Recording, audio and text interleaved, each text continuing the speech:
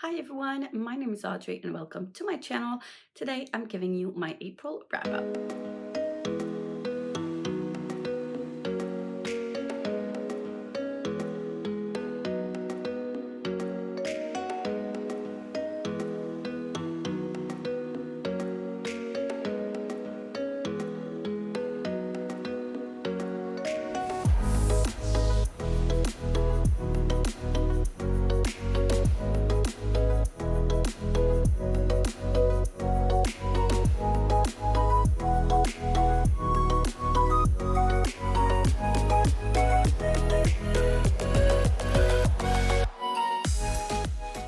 Take a look into the mirror, following your heart, put your silence to the fear, and you deserve it. You deserve it. Rainy season's gonna go. Now your seeds can grow. Imagine that. You deserve it. You deserve it now. Hey. Pick up the phone, little darling, I got a bit to say. I'm speaking from the heart, I pray it doesn't ricochet. I know you got his up, distance makes this hard enough. I hope that I can ask for you to listen, man, this part is tough. I sent a message and maybe you didn't get it yet. When you have a second, you should check it, swear you won't regret it. I'm stepping out of a meeting, a big amount's where it's leading. I'll make you proud in proceedings, we'll hit the town in the evening, darling. And then it's time for us to celebrate. Pop some vino, we know it's celebrate. Hello, mate, enjoy the ride and spend for something real nice. Cause every dream I've ever had, you helped me realize. No matter how much of a stretch I guess it feels like, no matter how left field, you make it feel right. You believed it could be real beyond the surface. In your eyes I saw that I was worth it. Perfect. Take a look into the mirror, following your heart, put your silence to the fear, and you deserve it. You deserve it. Rainy season's gonna go. Now your seeds can grow. Imagine that. You deserve it.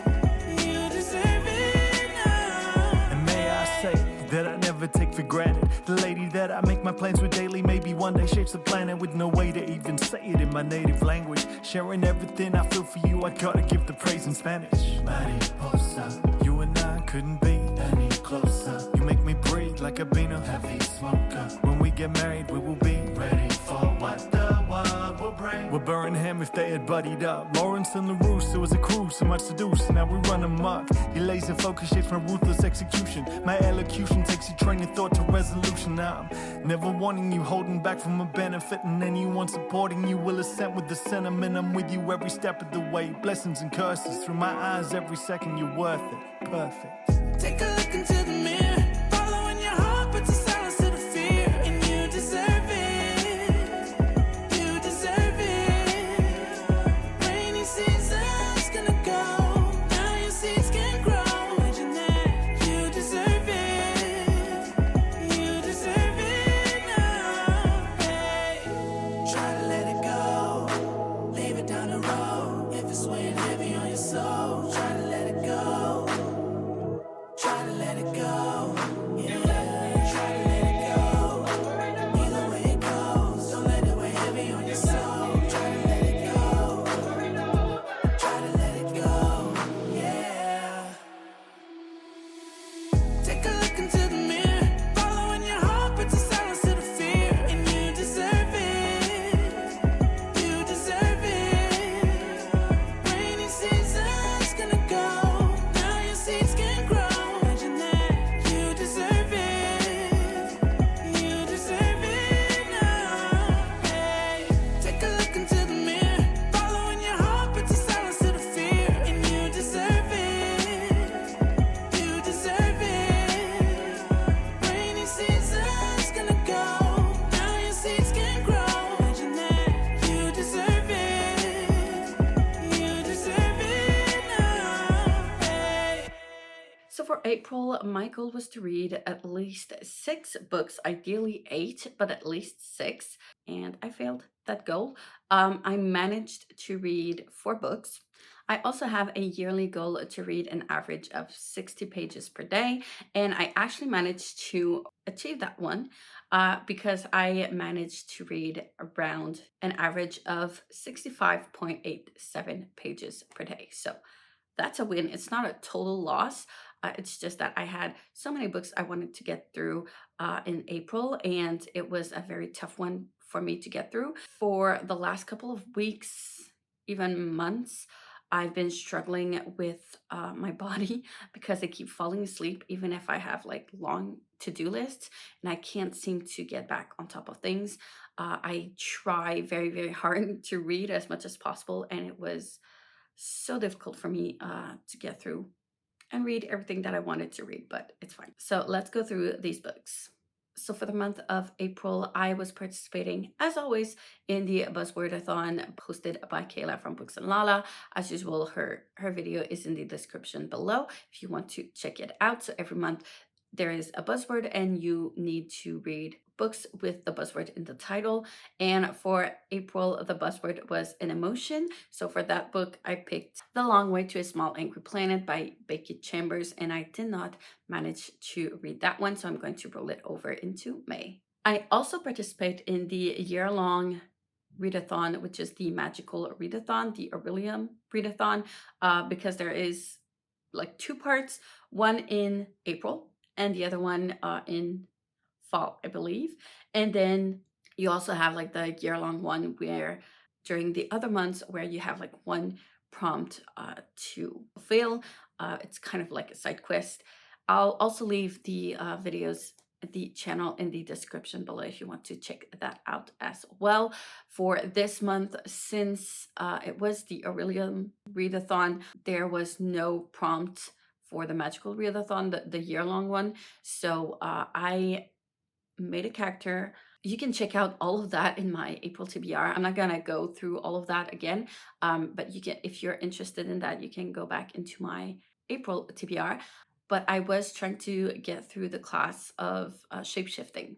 So for that class, I needed to do 3 prompts. The first one was to dress as the book cover of the book you're reading. The second one was to read a book with clouds on the cover, and the third one was to read a book with a wolf in the title or the cover. So the first prompt, I actually didn't manage to do it. I was planning on reading The Ballad of Songbirds and Snakes by Susan Collins, which is the prequel of the Hunger Games trilogy, and I did not get to it at all. Plus, I didn't have like any clothing that could actually match except for this one, and I couldn't find a said dress that was this green for some reason. And yeah, my laundry is all over the place, so I didn't manage this one. All of my other book covers were not something I was able to dress up like, if that makes sense. So I did not achieve that one. For books with clouds on the cover, I managed to read a One by One by Ruth Ware. I had that one on my reader, and it is a thriller that follows 2 point of views. One point of view is from a group that works for a tech company. It's an app. The app is about like music, kind of like a spy on what other people are listening music wise. And they are having this retreat in the Alps, and it's a chalet that is very, very far where you can't drive directly to it. You have to take a funicular, and there is a city close, but it is quite a while before you get to the. And the other point of view is from one of the employee from that chalet company, and they do have like 2 people at all time in the chalet, and they cook and they serve them, and they basically do whatever they need to do for the guests to be comfortable. And there is meetings and stuff for the business, and one of the leaders disappear, and there's murder, and someone is killing some people, and they need to find out who it is before it is too late and everyone is killed. So yeah, this one I did not like at all. I had so much hopes for it. I've heard so much hype for this book. I was hoping for a good thriller. But yeah, the 2 POVs, I did rant about it in my vlog, which is going to come up hopefully soon. But yeah, the 2 POVs did not make sense at all. The characters were not coherent. Throughout the book, the characters kind of changed personality, and it made no sense at all. It was very, very far-fetched, not believable as like motive wise. The company stuff was not something that I cared about. And it was just so weirdly written because the two POVs would talk about like the business and, oh, this leader is this, and there was a story about a buy off for the company, and it was so weird because the POV of the employee of the chalet was didn't know what that company was, what that app was, and she just started making like assumptions and bets and predictions on like what was going to happen if this happened, and if this person died, what's going to happen to actions and the company shares. And it's like I didn't get it. Um so much like useless stuff around the company that didn't add anything to the story. And the other POV is from an ex-employee that still had shares in the company. And it was so weird, like the way that was talked about. And I don't really know how else to explain this. But yeah, I didn't like it at all. The victimization in this was horrible. The women in this were always victims, which I hated. It was over the top, way too much trauma for the sake of trauma. Um, yeah, no, and the ending just went on and went on forever and ever and ever. The twists were not believable. It actually made me laugh because it was that ridiculous. Yeah, no, I just couldn't. I really couldn't. I'm sorry if you enjoyed this book, but I really didn't at all. I really didn't care for the characters. I was just ready to finish the book just to see like what was up, and I just wanted to finish the book and learn what was going to happen and how it ended. But that's it. It was not satisfactory. I am picky when it comes to thrillers and stuff like that, but like this was on another level. So I'm sorry if you really enjoyed this book, but I really didn't, and I ended up giving it a 1.5 stars. For the prompt with a wolf in the title or on the cover, I managed to read Lots Away. Actually, I thought those were wolves, but they're actually dogs. Oopsies. But I still read it lots way because it has been on my TBR for a very long time.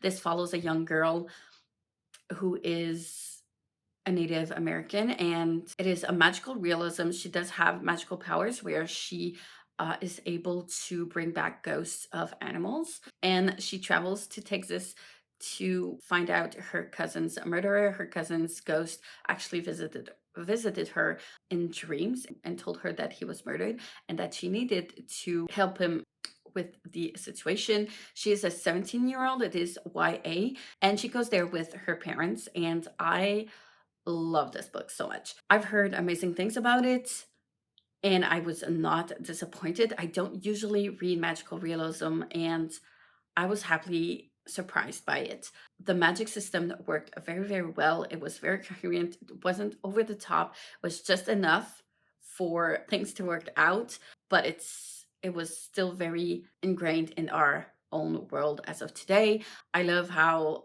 this culture was portrayed in the book. I'm not an own voice for that culture, but I did enjoy how it was done. I thought the characters were really, really fun. And one of the things that I loved the most was the relationship between this teenager and her parents. Because what I see a lot in especially in YA books is YA characters that go on journeys by themselves and act as if they're themselves adults, and they're in their mid 20s, and that bothers me. And usually like parents are not in the picture, or they're like the bad people, they're not supportive or whatever, and they don't have a good relationship with their parents. Not every time, but I see that a lot. And it was very refreshing to see the relationship here that was very, very healthy. They talked a lot together. There was no deception or miscommunication trope in there. It was a very, very healthy relationship. They decided to get through all of this together as a family, try to resolve the situation as a family, and they trusted each other, and it was just very healthy. And it was really refreshing to see this in a book, in a YA book. I really loved it. It was an easy 5-star. So for the actual wolf prompt, I decided to pick up Wolf by Wolf by Ryan Grodin. This follows Yael in 1956 in a world where Hitler actually won the Second World War, and it follows Yael, who was a young kid when she was brought into a concentration camp and she was experimented on. And all of the experimentations gave her the ability to shapeshift. So she actually managed to run away, escape from the concentration camp, and survive all that time with a resistance group. And now she is in the present time, she is 17 years old, and she's going to shapeshift into the winner of last year's race, because there is this motorcycle race that Hitler really, really loves. And it happens every year. Teens are actually the riders in this race, and she shapeshifts into last year's winner in order to get close to Hitler and kill Hitler. I am not that fond about historical fictions, especially those around the Holocaust. So if you want to pick it up, please be aware there are triggers in here, but it's not like too bad. It's not too dark. It's not that descriptive, but it's still about the Holocaust. So uh, just be wary of that. I tend to find these historical fiction very daunting, very heavy to read because of the subject, but also because it tends to be very info dumpy because it's historical. And I know that authors do try to put as much historical facts into their books, which is ideal, honestly, but it can make the read a little bit more tedious. But this one, I read through it very easily. It was not heavy at all, not in that sense. And I really, really enjoyed it.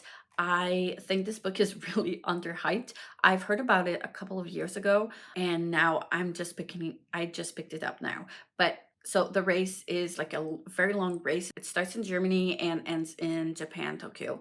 And they have like pit stops where they stop and rest, and they time everything and continue on afterwards. And it was really fun to follow along. It doesn't take too much time to go through to get to the competition point. And I've read many books about competitions, and this one was actually one of those that I really enjoyed. Most of them I find very tedious, and I tend to not enjoy them because it's a little bit redundant. But in this one, it didn't get boring at all, in my opinion. I didn't feel like, because it could have been very, very boring to just talk about a very long race. But no, I really enjoyed it. There wasn't that many twists and turns, but it was really fun to read. And there are some chapters from the past where you learn what happened when she was a kid, and chapters from present time in the race. Usually, I find that there are too many past chapters from the past compared to like present day chapters in many books that use that format, and they become a little bit redundant, and they don't some of those chapters don't really add much to the story. And this one, I'd say around a third of the chapters were in the past and two-thirds in the present time, and I thought it was really well balanced in that we didn't need more from the past than what we were given in here. And it was perfect. So I really loved that aspect in the format. I really loved it. I love the characters. It read fast. It was very interesting. I know that the author actually researched all of this. Some historians did make theories as to what would have happened if Hitler actually won the war for real. And they have theories and what would have happened, what would have been plausible to happen if Hitler won. And yeah, I know the author really researched through that, and you can tell by the writing and how it's done. So yeah, I was happy with how the ending went. I did think about that aspect throughout the beginning, and then I just brushed it away and kind of forgot. And when I got to the end, it kind of made sense. So you might find it a bit predictable if you're good at predicting endings, I guess. I'm actually not that bad at predicting, and I kind of forgot about it. So I don't know. I think it depends on how you read it. But I didn't mind that at all, and I'm actually really happy to see like where it's going. I think it's gonna go. There is a second book, obviously, for this one, which is called Blood for Blood, and I'm really excited to pick it up. And I'm also really happy that I read from this author because I know she has other books that are dystopian type of books, and I'm for sure going to check out her other books. So this one I gave 4.5 stars out of 5. I thought there was a little something missing for it to be a real 5 stars. I don't know what, I can't explain it. But yeah, I feel like there's just a tiny bit something missing for it to be a 5 star. So I give it 4.5 out of 5. And the last book I read in April was The Kingdom of Copper by S.A. Chakraborty. This has like nothing to do with any readathons at all. I just started it and wanted to finish it. I think it's the first book that I finished in April. This is the second book of the Daevabad trilogy. So in the first book, I'm not going to talk to you about what happens in the second book because it's spoilers. But in the first book, you follow Nari, who is a con woman in Cairo, and she accidentally summons a djinn, and she is going on this journey with this djinn to a secret hidden place city, which is the city of Daevabad. And yeah, she discovers that she's not the person she thought she was, and her journey follows through that. I went through the first one very, very quickly. I was hooked since page 1. I love Chakraborty's writing, and I love this second book as well. I loved the development of the characters. I think we went a little bit further. It is slow though. It's not like that fast paced into action and all of that stuff. There's a lot of political things involved here, but I didn't really mind because I cared about the characters that much, if that makes sense. If you're looking for a very fast-paced fantasy, maybe this might not be the book for you. But if you like character-driven stories, this one, strongly recommend. These characters, they are everything. I loved how they all evolved so much, all of them. And the ending was so frustrating. So frustrating. Whew, I am stressed out, but I'm kind of happy of how it ended because uh of what I'm expecting to happen in the third book, I guess. I like the way it's going. Hopefully it's gonna come a full round circle. But yeah, I have high hopes for the third and last book of this trilogy. This one was an easy 5 stars. So that's it. Another good reading month. I didn't read as many books as I wanted, but I did enjoy most of my books. So I'm not unhappy with that. Let me know if you've read any of these books. How was your April month? Like, comment, subscribe if you wish. Hit the notification bell if you want to be notified every time I upload a new video. And I will see you soon in the next one. Bye.